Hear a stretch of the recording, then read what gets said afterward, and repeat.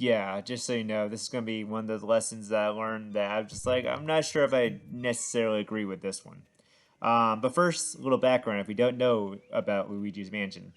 So the main premise is he gets this like flyer, this poster saying he won a mansion, and when he goes to see it, of course, it ends up being haunted. And he also learns that he has to save his brother Mario, who has gone missing. According to the professor there, Dr. Egad, Mario did not really stop by for a chat, so did not get the warning, and went missing in the mansion. Which, yeah, this is a good story for the beginning. I love that Luigi has to face his fears. You see him being a coward, of course, in all the games, but he's also always willing to help Mario and always willing to face his fears to, do what needs to be done. And this is one of those games where you see his fears throughout the whole game, very scared. But of course, that's the definition of bravery, right? At least in my opinion, being afraid but doing it anyways, not necessarily being fearless, just facing your fear head on and feeling all that fear and still getting it done.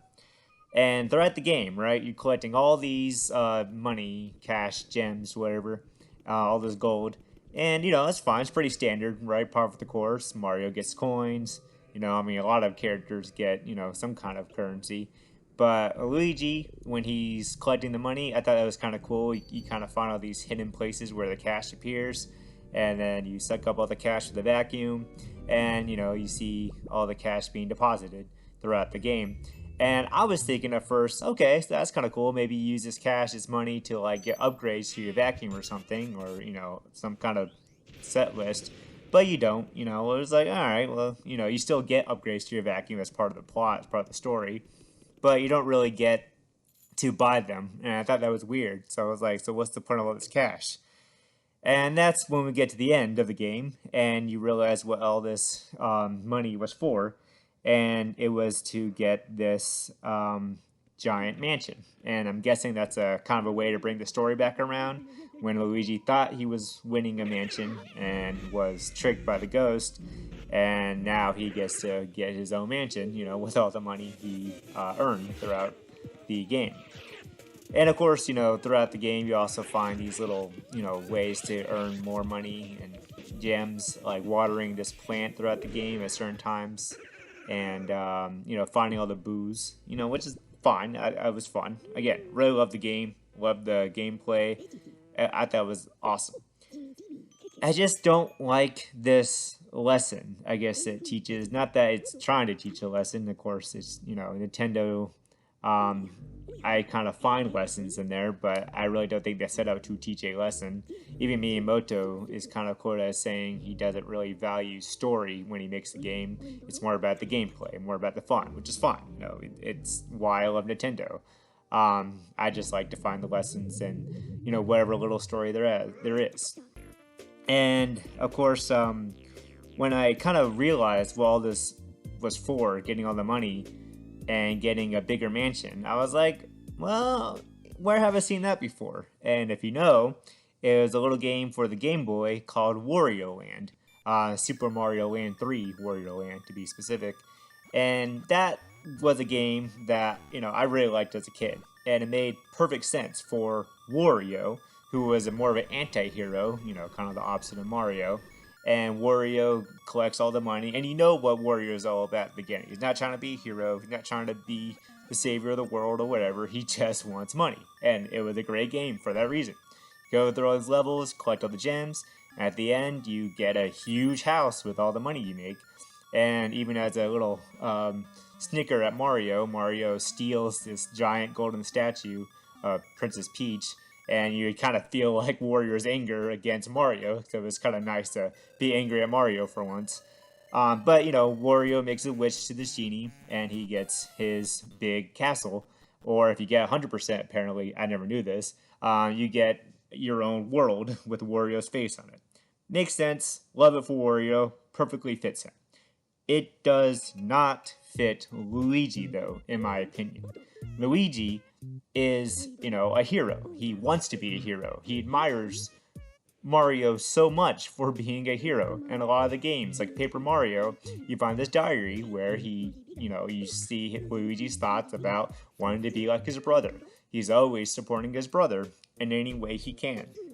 And I just find it very hard to believe that Wario would be connected to Luigi like this, and why they would have both the games kind of end in a very similar way. You get the money and you buy a bigger mansion.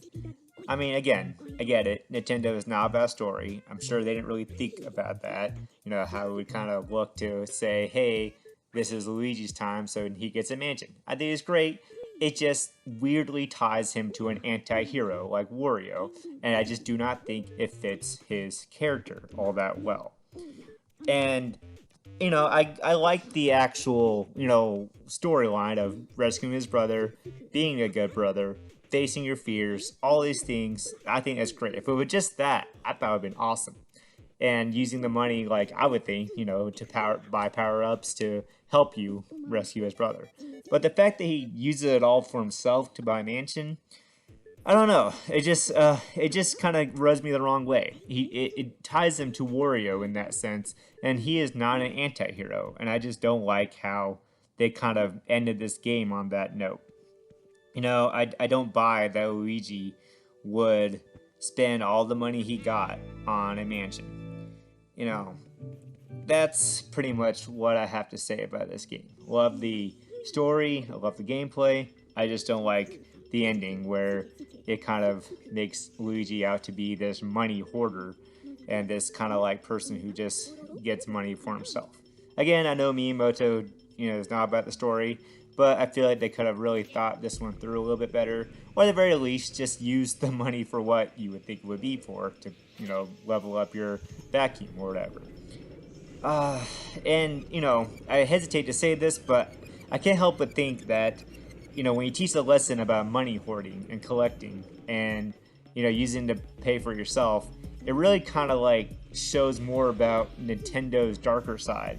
And in recent, days, they haven't been getting very good press, what with the $80 games and the more expensive accessories and that kind of thing. I won't get too into it. I'm sure there's already a bunch of videos on, the economics of Nintendo right now. But it definitely kind of hints towards, or foreshadows rather, of what Nintendo would become when they made that game.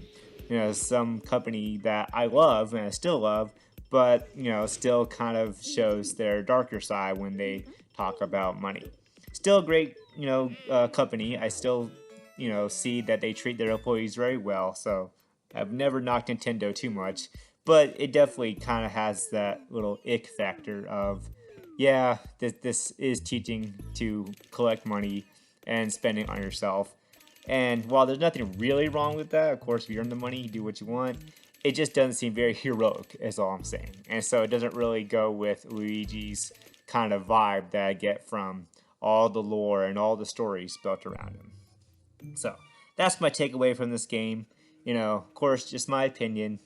Feel free to drop your own opinion. I would love to hear it.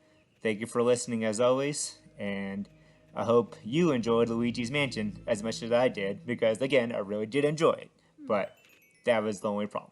Have a good day. Take care.